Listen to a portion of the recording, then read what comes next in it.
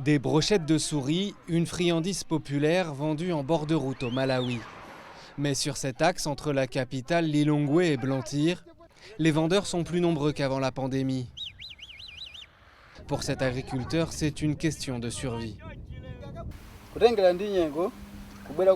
Depuis l'apparition du Covid-19, la vie est dure. Alors on dépend de la chasse aux souris et de leur vente pour gagner notre vie.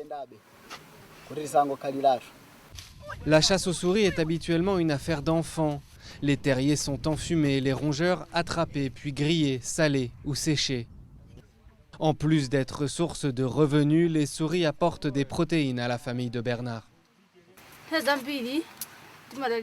En temps normal, nous comptons sur mon mari et son travail.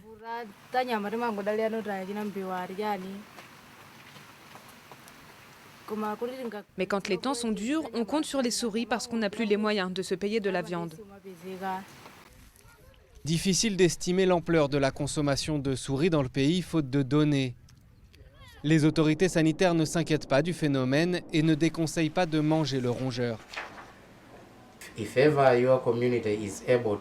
Si jamais votre communauté arrive à chasser des souris, si vous y arrivez, c'est une source de protéines.